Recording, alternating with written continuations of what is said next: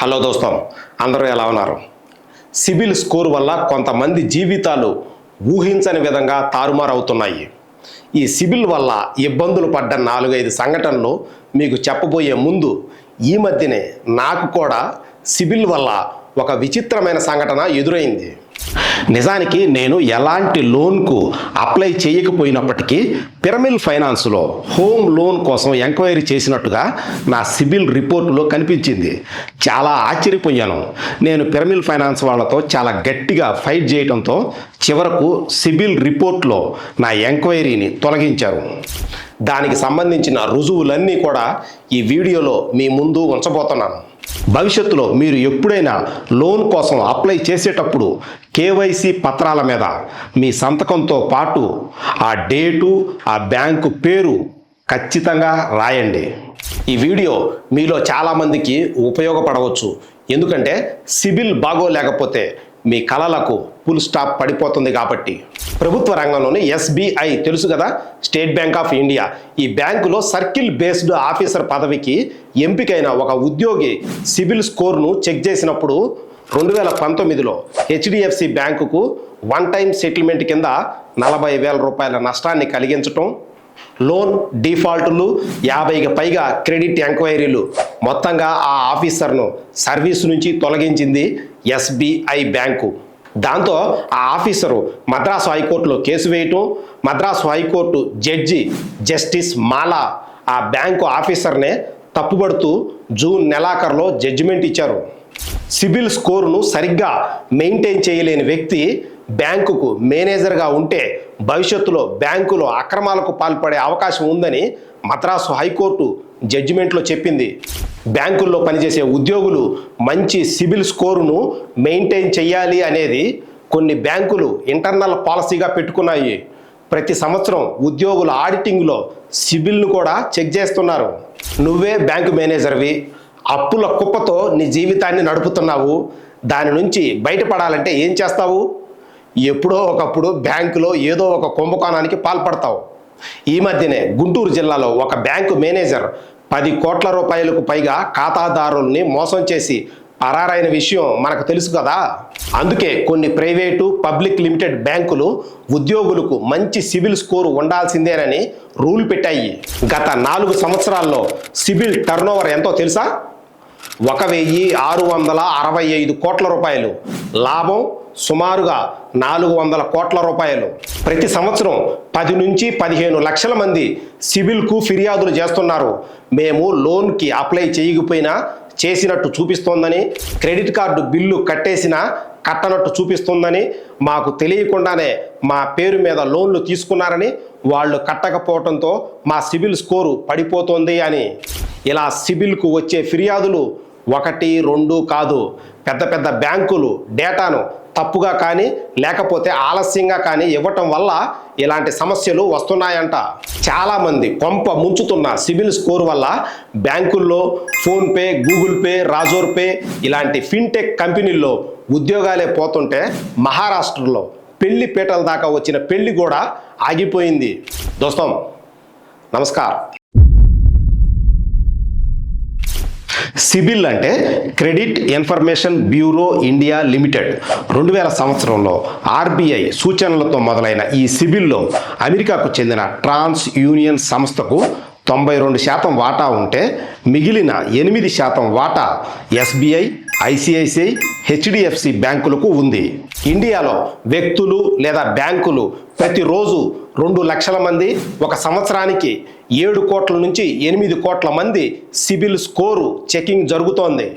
సిబిల్ కేవలం ఒక మధ్యవర్తి పాత్ర మాత్రమే చేస్తుంది. బ్యాంకు ఏమి చెబుతుందో దాన్నే అధికారికంగా మనకు చెబుతుందే తప్ప సిబిల్ సంస్థ తనకై తాను నిర్ణయాలు తీసుకోదు. చాలామంది మార్కెట్లో చెబుతుంటారు సిబిల్ స్కోరు పెంచుతామని, డబ్బులు కట్టమని. దయచేసి అలాంటి సొల్లు కబుర్లన్నీ పొరపాటును కూడా నమ్మొద్దు. ఇప్పుడు నా విషయానికే వద్దాం. చాలా సంస్థలు ఉచితంగానే సిబిల్ స్కోర్ ఇస్తున్నప్పటికీ నేను మాత్రం ప్రతి సంవత్సరం 1,200 రూపాయలు కట్టి సిబిల్ యాన్యువల్ మెంబర్షిప్ తీసుకుంటుంటాను. ఒక నెల రోజుల కిందట అంటే జూన్ నెలలో నా సిబిల్ స్కోరు ఒకసారి చెక్ చేసుకున్నాను. పిరమిల్ ఫైనాన్స్లో నేను మే 15వ తారీఖున హోమ్ లోన్కు అప్లై చేసినట్టుగా కనిపించింది. చాలా ఆశ్చర్యం వేసింది.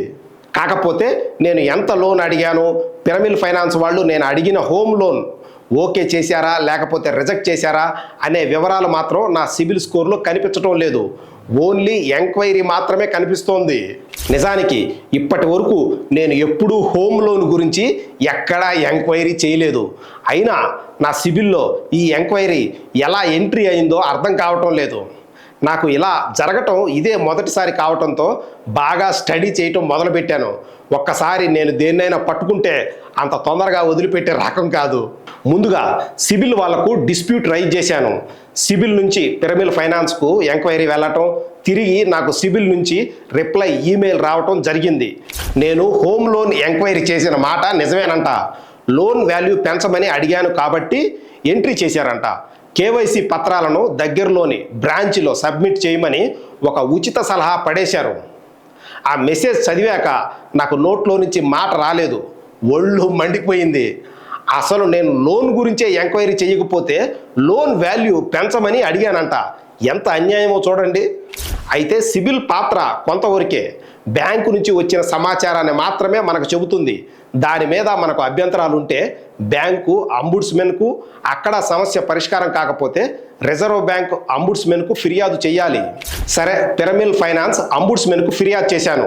నా సిబిల్ రిపోర్టు, ఆధార్, నా పాన్ కార్డు, మీ అభ్యంతరాలు ఏంటో డాక్యుమెంట్స్ అన్నీ పంపించమన్నారు. పంపించి 20 రోజులు దాటింది. 5 రోజుల్లో సమస్యను పరిష్కరిస్తామని చెప్పారు. ఒకవేళ వాళ్ళు పాజిటివ్గా రెస్పాండ్ కాకపోతే రిజర్వ్ బ్యాంక్ కన్జ్యూమర్ గ్రీవెన్స్ సెల్కు, తర్వాత బ్యాంకింగ్ అంబుడ్స్మెన్కు, ఆ తర్వాత కన్జ్యూమర్ ఫోరంలోనూ ఇలా రకరకాలుగా కేసులు వేసే ఆలోచన ఉంది. అయితే జూలై 24న పిరమిల్ ఫైనాన్స్ నుంచి నాకు రిప్లై ఈమెయిల్ వచ్చింది. మీరు హోమ్ లోన్ కోసం ఎంక్వైరీ చేశారు కాబట్టే ఎంట్రీ చేశామని, సిబిల్ నుంచి మీ ఎంక్వైరీని డిలీట్ చేయలేమని. నాకు భలే కోపం వచ్చింది. అన్యాయంపై తిరుగుబాటు చేయటం మొదటి నుంచి నా నైజం. అలాంటిది నాకే అన్యాయం జరుగుతూ ఉంటే చూస్తూ ఊరుకుంటానా? ఇక నా పోరాటం గట్టిగా మొదలుపెట్టాను. చివరకు నా ఒత్తిడికి పిరమిల్ ఫైనాన్స్ నా సిబిల్ రిపోర్టు నుంచి లోన్ ఎంక్వైరీని తొలగించారు. సిబిల్లో ఎక్కువ ఎంక్వైరీలు ఉంటే మన సిబిల్ స్కోరు కొంత తగ్గుతుంది. వయోలేషన్ ఆఫ్ డేటా ప్రైవసీ అంటే మన ఆధార్, మన పాన్ కార్డు మనకు తెలియకుండానే మన సర్టిఫికెట్లు దొంగలించి అనైతిక కార్యకలాపాలకు పాల్పడటం అన్నమాట. ఇది చాలా ప్రమాదకరమైంది.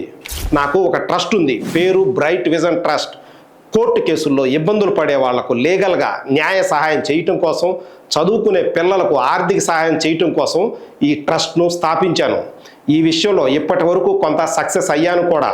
సమాజంలోని రకరకాల సమస్యల పట్ల హైకోర్టు, సుప్రీంకోర్టుల్లో పబ్లిక్ ఇంట్రెస్ట్ లిటిగేషన్ బిల్స్ వేసే ఆలోచన కూడా ఉంది. సో నా సిబిల్ ప్రొఫైల్లో చేర్చిన ఈ ఫేక్ ఎంక్వైరీని డిలీట్ చేయకపోతే దీని మీద లీగల్గా నా బ్రైట్ విజన్ ట్రస్ట్ తరఫున ఒక పెద్ద యుద్ధమే చేద్దామనుకున్నాను. సిబిల్ వంటి ఫైనాన్షియల్ రేటింగ్ సంస్థలకు వ్యతిరేకంగా దేశవ్యాప్తంగా కన్జ్యూమర్ కోర్టుల్లోనూ, హైకోర్టుల్లోనూ ఇప్పటి వరకు కొన్ని వందల కేసులు నమోదయ్యాయి. నాగార్జున డిస్ట్రిక్ట్ బ్యాంక్ 2021లో బాంబే హైకోర్టులో వేసిన కేసులో సిబిల్లో తప్పులు సరిచేసే సరైన మెకానిజం లేకపోవటం వల్ల తాము తీవ్రంగా నష్టపోయామని చెప్పటం, బాంబే హైకోర్టు చాలా సీరియస్ కామెంట్లు చేయటంతో అప్పటి నుంచే సిబిల్కు డేటా ఇచ్చే విషయంలో బాగా స్పీడ్ పెంచాయి బ్యాంకులు. ఇకపోతే మహారాష్ట్రలో ఒక పెళ్లి పీటల దాకా వెళ్ళింది. పెళ్లి కూతురు మేనమామకు ఎందుకో డౌట్ వచ్చింది పెళ్లి కొడుకు ఆర్థిక పరిస్థితి మీద. బలవంతంగా సిబిల్ రిపోర్టు తెప్పించి చూస్తే ఇంకేముంది, పెళ్లి కొడుకు లోన్లు, డిఫాల్టులు, బండారం బయటపడి పెళ్లి రద్దయిపోయింది. ఉత్తరప్రదేశ్లో అరేంజ్డ్ మ్యారేజ్ చేసుకోవాలనుకుంటున్న చాలా కుటుంబాలు ముందుగా అబ్బాయి సిబిల్ రిపోర్టు కోసం పట్టుబడుతున్నట్టు చాలా వార్తలు వస్తున్నాయి. ఇండియాలో ఇదొక సరికొత్త ట్రెండ్. మురికి మంచిదే అని సర్ఫ్ కంపెనీలు ప్రకటనలు ఇస్తున్నట్టే అబ్బాయిల సిబిల్ స్కోరును పెళ్లికి ముందే చెక్ చేయటం కూడా మంచిదే. అన్నట్టు మీకు మాట, జీవితంలో ఎంత జాగ్రత్తగా ఉండాలో మీరు తెలుసుకోవాలనుకుంటున్నారా? సావిత్రి గురించి ఇప్పటి వరకు మీకు తెలియని చాలా విషయాలతో మన ఛానల్లో ఒక వీడియో ఉంది. తప్పకుండా చివరి వరకు చూడండి.